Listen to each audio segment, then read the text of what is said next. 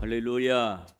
우리 하나님의 크신 은혜와 은총이 우리 모두에게 충만하게 임하시기를 간절히 기도합니다. 지난 8일 밤에 아오모리에서 일어난 지진으로 많이 놀랬었습니다. 근데 그 지역에 우리 총회 안에 교회가 있기 때문에 더 걱정이 되었습니다. 아오모리에 미사와 교회라고 있는데, 그래서 그 지역이 가장 많이 흔들린 지역이었고 지진이 심한 지역이라서 전화를 해봤더니 또 교회와 또 가정은 다 건강 괜찮은데 건물에 금이 많이 갔다고 하는 그런 이야기를 들었습니다. 심리적으로 늘 불안한 과정 속에 가운데 있는 그 가정이었는데, 우리 하나님께서 이 일을 통해서 또 마음이 불안하지 않도록 주님이 평강 주시기를 기도해 주시기를 바랍니다. 삿포로 지역에도 삿포로 교회가 있는데 전화했더니 많이 흔들렸지만 교회와 또 가정들은 다 건강하다고 하는, 괜찮다고 하는 이야기를 들었고, 또 기타감이 베델 전도소가 그곳에 있는데 거기도 많이 흔들렸지만 괜찮다라고 하는 그런 소식을 들었습니다. 그래서 미사와 지역이 피해가 있는 지역이기 때문에 총회에서도 그 지역을 돕기 위해서 또 총회 사회부에서 사회위원회에서 조금 또 그 헌금을 해 주었고, 우리 관동 지방에서도 또 생각을 하고 있는 그런 상황들이고, 아마 전국 여성회에서도 또 도움을 주려고 하는 그런 움직임이 있는 것 같습니다. 지진이 많은, 자연재해가 많은 일본에서 사역하고 있는, 또 살아가고 있는 우리들이기 때문에 늘 이런 자연재해로부터 또 지진으로부터 자유로울 수 없는 것이 우리들의 모습입니다. 하나님께서 늘 지켜주시기를, 기도해 주시기를 바랍니다. 또 지난주에는 몽골에서 오신 목사님들이 교회를 방문해 주어서 또 그분들하고 또 이런저런 대화를 나누고 있었습니다. 일본 안에도 몽골 분들이 굉장히 많이 와서 살고 있고, 이 지바 지역에도 몽골 분들이 많이 있다고 합니다. 그래서 그분들이 따로 모여서 예배드릴 수 있는 예배 천소를 찾고 있는 그런 상황 속에서 이런저런 많은 이야기들을 했습니다. 우리가 한국도 마찬가지지만 일본에서도 많은 이 마이너리티를 가지고 살아가는 그런 이들이 참 많이 있습니다. 지금 전 세계는 대부분이 다민족, 다문화 그런 국가가 되어지고 있습니다. 어느 민족, 어느 나라를 가든지 다른 나라 사람들이 함께 살고 있는 그런 모습입니다. 세계 선교를 이야기하지만 이제는 세계에 우리가 나가지 않아도 우리 주변에 살고 있는 이들, 다른 나라에서 온 많은 이들이 있기 때문에 그들을 향하여 우리가 도움의 손길을 펴는 것만으로도 세계 선교를 이룰 수 있는 그런 상황 속에 놓여져 있습니다. 언젠가는 우리 교회 안에서도 이 다양한 언어를 쓰는 분들이 와서 그들의 언어로 예배드릴 수 있는 그런 공간을 우리 교회도 제공해야 되는 그런 때가 오지 않겠나, 그런 생각을 해보기도 합니다. 오늘은 우리는 지금 예수 그리스도의 오심을 기다리는 대강절이라고 하는 절기를 살아가고 있습니다. 예수 그리스도의 오심은 온 인류의 기쁨의 소식이 되어야 합니다. 그리고 예수 그리스도가 우리에게 기쁨이 되심을 우리는 또한 전 세계 사람들에게, 또 특별히 우리 주변에 있는 사람들에게 알려 주어야 합니다. 그것이 바로 선교이고 전도인 것입니다. 이 대강절에 예수 그리스도를 전할 수 있는 우리 모두가 되어지기를 간절히 바랍니다. 또 다음 주는 대강절이 계속되어지는 시간이지만, 그러나 일본에서는 성탄절이 공휴일이 아니고 평일이기 때문에 다음 주 주일 날 성탄절 예배로 드립니다.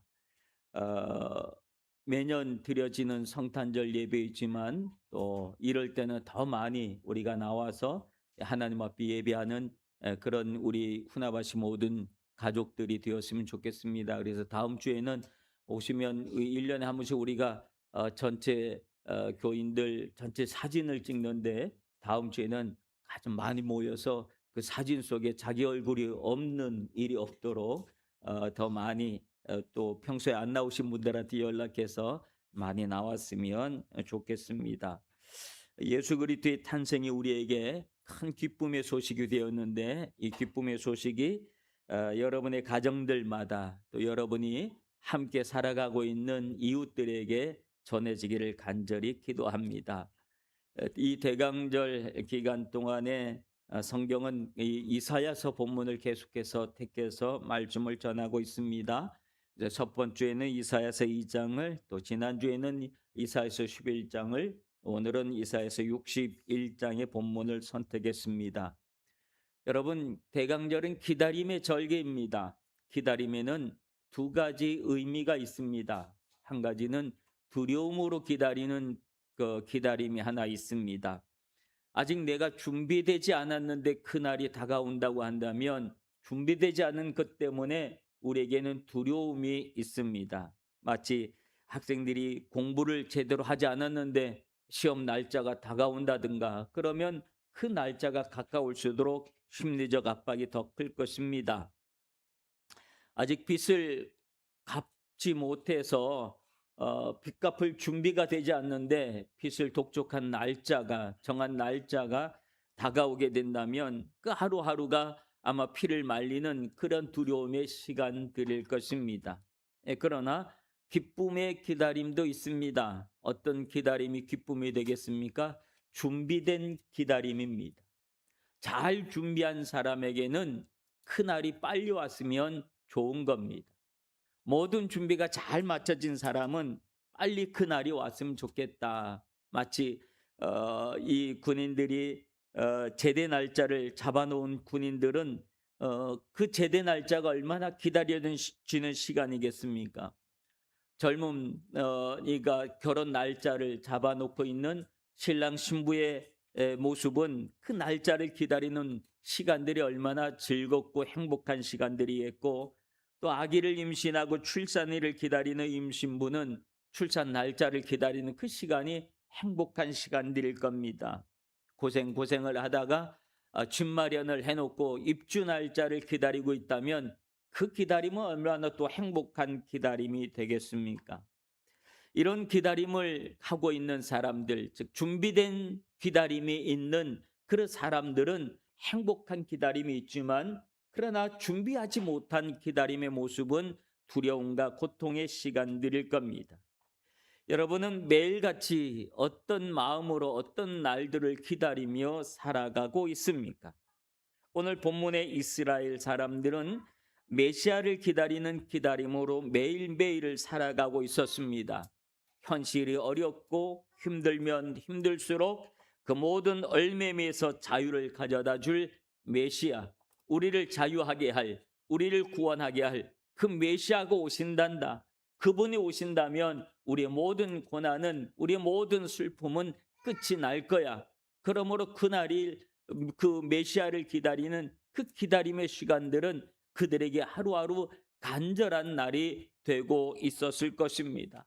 하루속히 그날이 왔으면 좋겠다. 하루속히 메시아가 왔으면 좋겠다. 그분이 오시면 오늘 지금 하고 있는 이 고통이 빨리 끝이 날 것인데, 이 슬픔이 빨리 끝이 날 것인데 라고 하는 그 기다림은, 예수 그리스도를 기다리는, 메시아를 기다리는 기다림은 아마 기쁨의 기다림이었을 것입니다.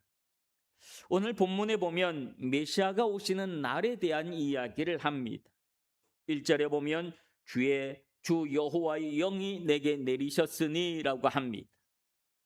메시아의 사역이 인간적인 능력이나 전략이 아니라 오직 하나님의 영으로 시작되어진다는 사실을, 메시아의 오심을 우리는 성경은 주의 영이 내게 내리셨으니 이 말씀으로 하고 있는 것을 봅니다.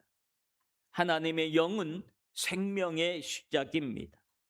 창세기 2장에 보면 하나님이 사람을 창조하실 때 흙으로 사람을 지으시고 생기를 그 코에 불어넣으시니 사람이 생명이 된지라 라고 그렇게 말씀하고 있습니다. 하나님의 생기, 즉 하나님의 영은 성령을 말씀하고 있는 겁니다. 아무런 가치도 없었던 흙이 영혼에 있는 생명이 된 것은 생명, 하나님의 영이 그에게 임했기 때문입니다. 그렇게 만드신 그 아담에게 하나님은 만물을 다스리게 하는 권세를 주신 것을 우리는 알고 있습니다. 이와 같이 성령은 우리에게 모든 것에 생명을 갖게 하는 능력인 줄로 믿습니다. 이스라엘 백성들이 오랜 포로 생활과 고단한 삶을 살아가면서 마치 영혼 없는 상태가 되어져 버리고 말았습니다. 희망을 잃어버렸고 소망은 없이 살아가는 그들에게 메시아에 대한 새로운 기대를 하고 소망을 갖게 하는 그 출발이 주의 영이 내게 내리셨으니 라고 하는 이 말씀 속에서 나타나고 있는 것을 봅니다. 예수 그리스도의 시작도 성령으로 잉태함으로 시작을 하였습니다. 그리고 예수 그리스도의 사역의 첫 출발의 모습도 예수님이 세례 요한에게 세례를 받으시고 물에서 올라오실 때 성령이 비둘기처럼 임하면서 하늘로부터 소리가 나기를 너는 내 사랑하는 아들이라 내가 너를 기뻐하노라 라고 하는 하늘의 음성에서부터 시작되었던 것을 우리는 압니다. 여러분의 삶 속에서도 수많은 어려움과 난관, 고난과 슬픔, 깊은 외로움 속에 빠질 때도 있습니다. 교회적으로도 어떤 때는 힘을 잃고 무엇을 해도 그냥 지나가는 것처럼 할 때도 있습니다. 마치 소망 없이 겨우 끼니만 때우는 것 같은 그런 영적인 침체기가 있을 수도 있습니다. 새로운 희망을 갖고 싶지만 어디를 바라봐야 그 희망이 생기는지 알지 못할 때도 있습니다. 매주일 교회는 나오지만 겨우 성도로서의 의무만 지키기 위한 것들, 그런 느낌으로 신앙생활을 이어갈 때도 있습니다.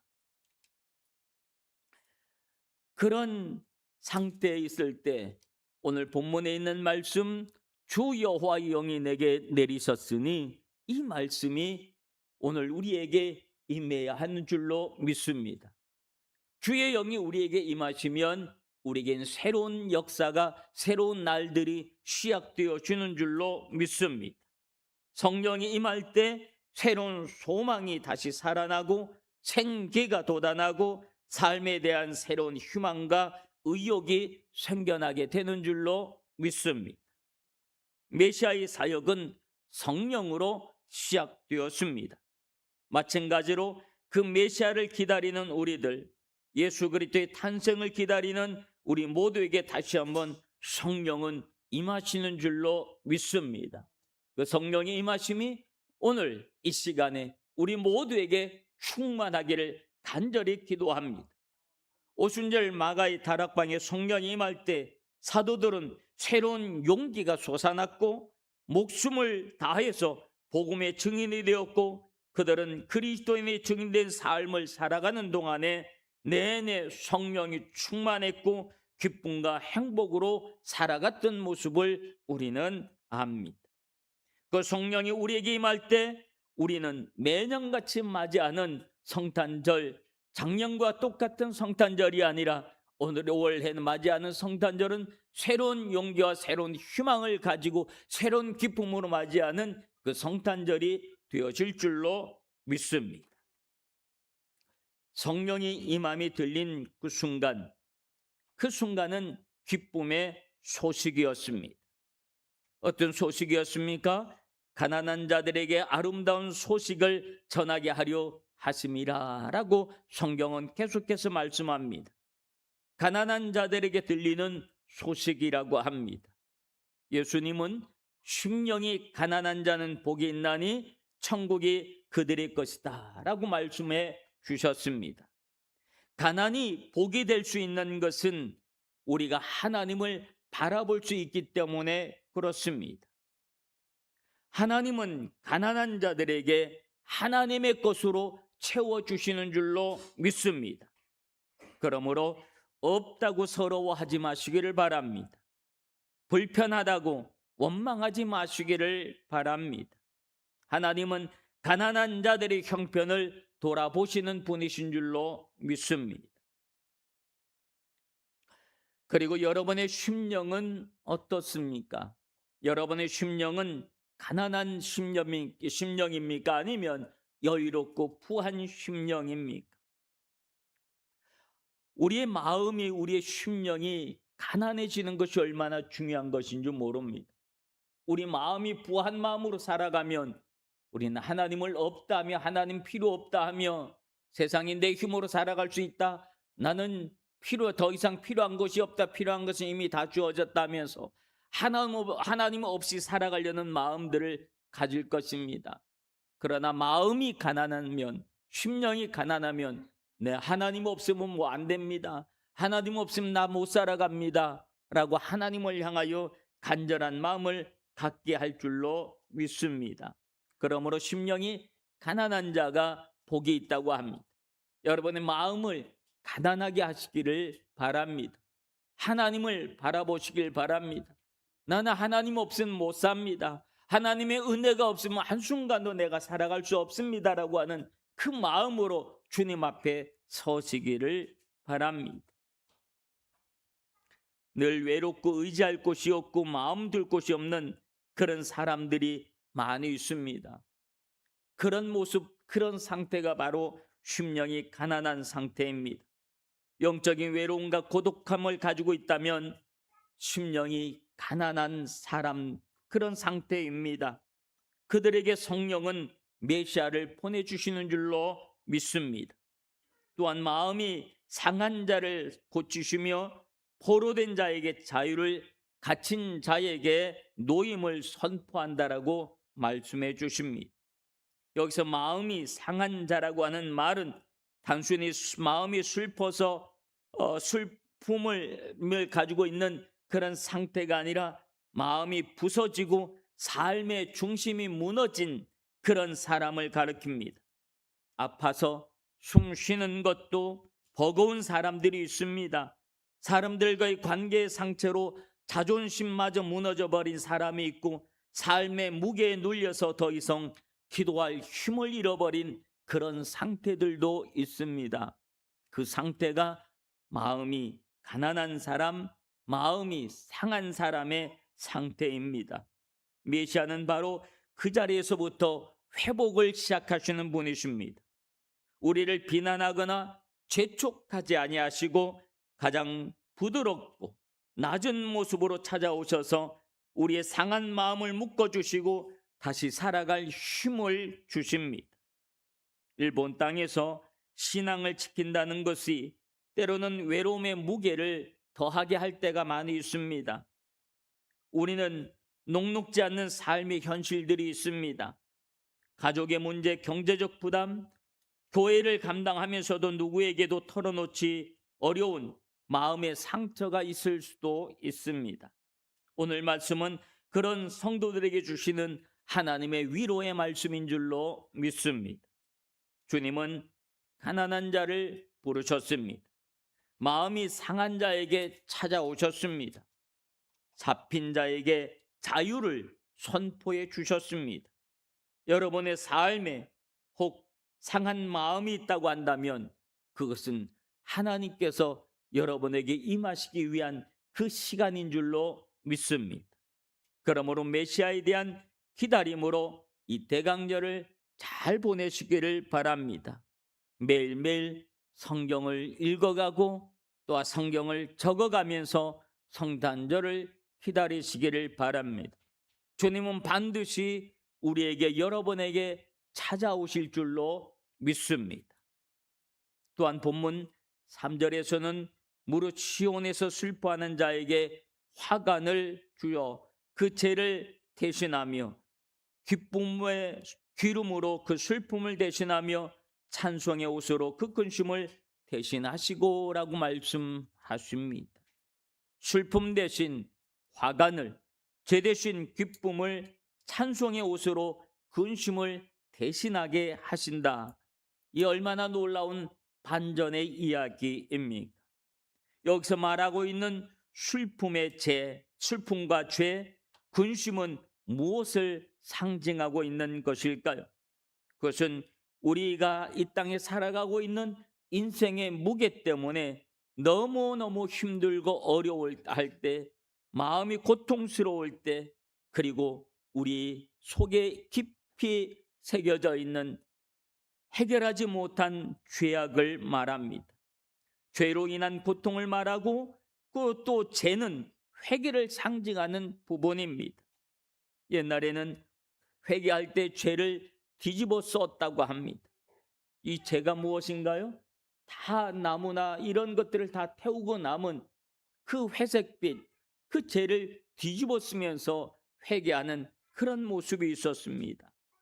우리 인생에는 수많은 죄악으로 말미암은 슬픔과 고통, 눈물과 애통함, 후회와 반송으로 인한 그런 눈물들이 얼마나 많이 있는 줄 모릅니다. 우리의 힘으로도 안 되고 능으로도 안 되는 불가항력적인 일들을 만날 때 느끼는 절망감, 좌절감, 이런 것들 우리를 짓누르고 있을 때 메시아 그분이 오시면 그 모든 곳에 반전이 일어날 줄로 믿습니다.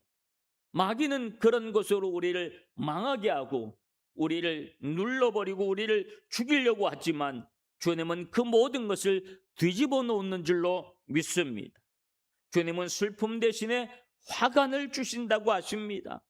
기쁨을, 찬송을 우리에게 주신다고 하십니다. 우리를 더 이상 울고 있지 않게 하시겠다고 하는 말씀입니다. 숨죽이지 않게 하시겠다고 하는 말씀입니다.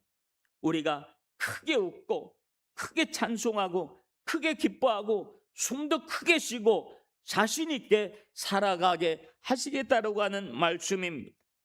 화관, 간무리, 크라운, 하나님은 우리에게 왕관을 주시겠다고 하는 그런 말씀입니다. 이 화관은 왕이나 승리자, 축제의 상징이 바로 이 화관입니다.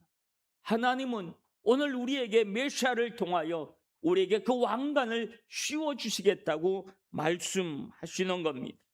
주님은 우리의 상처를 그대로 둔 채로 그저 힘내라, 용기를 내라 말씀하시는 분이 아니고 우리의 근본적인 문제를 해결해 주시는 분이신 줄로 믿습니다. 마치 혈류병으로 12년 동안 고통 속에 있었던 그 여인이 예수님의 옷자락이라도 내가 만지면 내가 나음을 입겠다라고 하는 그 믿음을 가지고 예수님의 옷자락을 만졌을 때 혈류의 근원이 나았다, 근원이 치료됐다라고 하는 말씀이 있는 것처럼 우리의 모든 죄악의 근원을, 슬픔의 근원을 주님은 해결해 주시는 줄로 믿습니다. 그래서 더 이상 우리가 죄를 뒤집어 쓰는 죄인이 아니라 화관을 쓰는 승리자로, 하나님의 당당한 자녀로 하나님은 우리를 세워주시는 줄로 믿습니다. 그러므로 이 대강절은 단순히 아기 예수를 기다리는 절기가 아니라 우리의 무너진 마음을 새롭게 하고 우리의 어두움을 기쁨으로 바꾸시는 메시아의 임함을 기다리는 그런 절기인 줄로 믿습니다. 사랑하는 성도 여러분, 주님이 오시면 기쁨이 옵니다. 주님이 오시면 무너진 것이 회복되어집니다. 주님이 오시면 희망이 다시 살아나는 줄로 믿습니다. 본문 마지막은 그들이 여호와께서 심으신 그들은 의의 나무라 그가 영광을 나타내려 하심이라 라고 말씀하십니다.